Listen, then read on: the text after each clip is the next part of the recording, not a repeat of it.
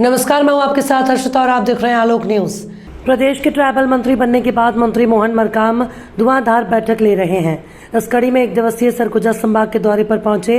दरअसल रायपुर और दुर्ग संभाग के ट्राइबल विभाग के अधिकारियों की संभागीय समीक्षा बैठक करने के बाद सरगुजा संभाग की बैठक अंबिकापुर जिला पंचायत सभा कक्ष में ट्राइबल विभाग के अधिकारियों की संभागीय बैठक ली है। इस दौरान उन्होंने आदिवासियों के हितों में हो रहे कार्यों की समीक्षा की। उन्होंने कहा कि प्रदेश में 85% आबादी एसटी, एससी और ओबीसी वर्ग की है, जिनके हितों में सरकार काम कर रही है। वहीं धरातल में ये काम कितना सफल हो रहा है, उनकी सरगुजा संभाग के ट्राइबल अधिकारियों से समीक्षा की है। वहीं कहा कि चुनाव से पहले जितने भी अधूरे काम हैं उन्हें समय रहते समय सीमा के भीतर पूरा करने की कोशिश की जा रही है। इधर ट्राइबल विभाग के मंत्री मोहन मरकाम ने छत्तीसगढ़ पर ईडी की कार्रवाई को लेकर कहा, केंद्र की भारतीय जनता पार्टी की सरकार जहां विपक्ष की सरकार है, वहां की पार्टी को बदनाम करने की कोशिश की जा रही है।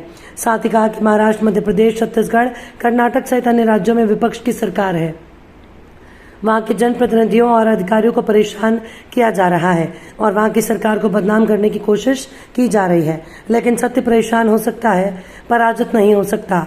हम न्यायालय के समक्ष जाएंगे और अपनी बात रखेंगे। छत्तीसगढ़ की चुनाव समिति में खाद्य मंत्री अमरजीत भगत को शामिल नहीं किए जाने को लेकर ट्राइबल मंत्री ने कहा कि छत्तीसगढ़ में सभी निर्णय हाईकमान के निर्देश पर लिए जाते हैं। आने वाले समय में अलग अलग समितियां बनेंगी, जिसमें सभी को महत्वपूर्ण जिम्मेदारियां दी जाएंगी।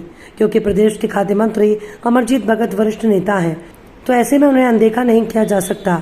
इसलिए अपने आने वाले समय में कांग्रेस प्रदेश अध्यक्ष सहित मुख्यमंत्री और आलाकमान के निर्देशों पर सभी को महत्वपूर्ण जिम्मेदारियां मिलेंगी। आज सरगुजा संभाग के विभागीय समीक्षा बैठक आयोजित की गई थी। छत्तीसगढ़ में एसटी, एससी, ओबीसी, माइनॉरिटी लगभग 85% जनसंख्या है। इन वर्गों के शैक्षणिक, सामाजिक विकास के लिए हमारी सरकार, माननीय भूपेश बघेल जी की सरकार योजनाएं बनाती है। उन योजनाओं को संचालित करने की जिम्मेदारी विभाग की है, आदिवासी विभाग की है। हम चाहे स्कूल बिल्डिंग हो, आश्रम बिल्डिंग हो, मरम्मत हो, स्टाइपन हो, वन अधिकार पत्र हो, आदि आदर्श ग्राम योजना हो 275 में, और अन्य जो पिछड़ी जनजातियां हैं उनके विकास के लिए हमारी सरकार योजनाएं बनाती है।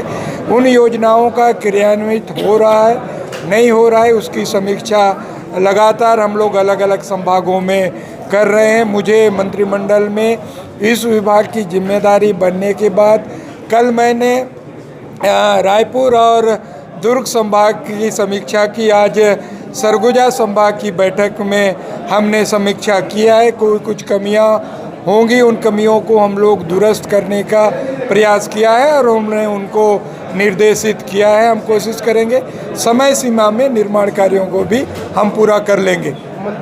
नहीं, देखिए, यह निर्णय तो हाईकमान का होता है।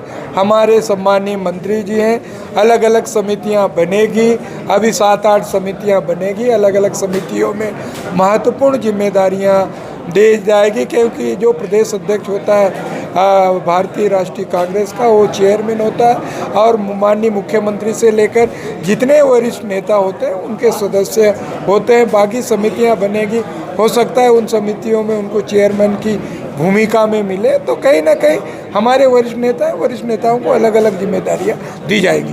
बैठी भारतीय जनता पार्टी की, मोदी जी की सरकार, जहां जहां विपक्ष की सरकारें हैं उन सरकारों को बदनाम करने का प्रयास किया जा रहा है। आपने देखा होगा, महाराष्ट्र हो, मध्य प्रदेश हो, चाहे कर्नाटक हो, गोवा हो, जहां विपक्ष की सरकारें हैं वहां के जनप्रतिनिधियों को, वहां के अधिकारियों को परेशान किया जा रहा है और वहां की सरकार को बदनाम करने का प्रयास किया जा रहा है। सत्य परेशान हो सकता है, पराजित नहीं हो सकता। हम न्यायालय में जाएंगे और न्यायालय में अपनी बात रखेंगे।